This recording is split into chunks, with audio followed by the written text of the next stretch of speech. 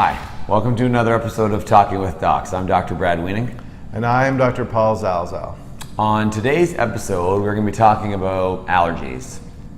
Penicillin and latex, not seasonal. Yeah, so latex and penicillin. So why is this important as orthopedic surgeons, as bone doctors? Why does that even matter to us? Good question. Well, penicillin. Okay. That one is important to us because we do use antibiotics before surgery. Yes. Okay, that we do give a dose of antibiotics before the incision is made. Yep. And now, a few doses after the incision is closed is controversial. Yeah, it's becoming more controversial It is. daily. CDC, Center for Disease Control, says you don't need to give any antibiotics after the wound is closed. Yeah. However, our Hip Society and Knee Society are groups of orthopedic surgeons that do these surgeries all think, well, we should give a few doses after. Yeah. And we're not going to discuss that today on this video, but we are going to say that you will get a dose of antibiotics before your surgery.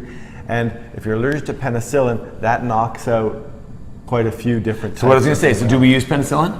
We don't actually use penicillin, but we use other medications that are related to penicillin, and there may be a cross-reactivity. If you're allergic to penicillin, you might be allergic to some of these other ones that we use. Right, because we're not doing post-World War II surgery when penicillin was commonly used. But yes, one of the cousins or a group called the cephalosporins are probably the most commonly used, and there's a low chance of a cross-reactivity. So, Paul, do you ever see patients that come in and say they're allergic to penicillin? Yes. Like how often? Like way more often than actually there are people that are allergic to penicillin.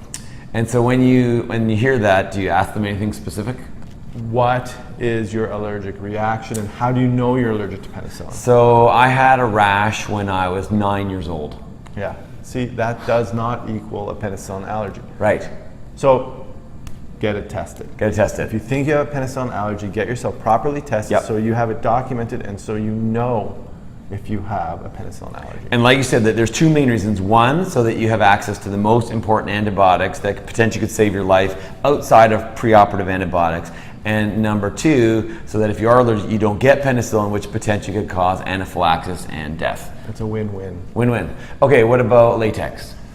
So we use a lot of latex in the OR. Latex Yes. gloves, latex in our mask, latex, there's latex. We can have latex-free ORs as well, but they take a little bit more time to set up, and they're not always as readily available, so it might affect what time of day your surgery is. So again, how do you know someone's allergic to latex?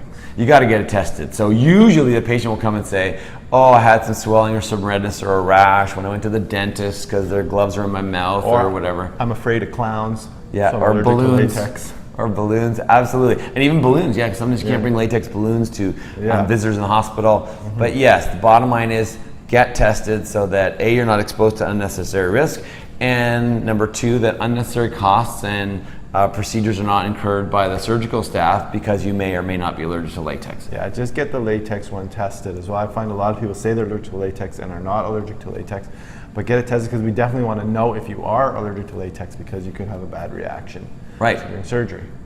Anything else about allergies? What about peanuts?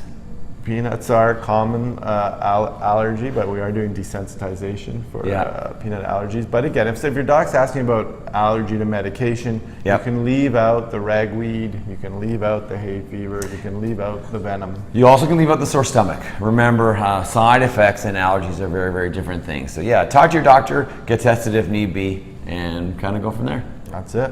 If you like this video, please like it and subscribe to our channel.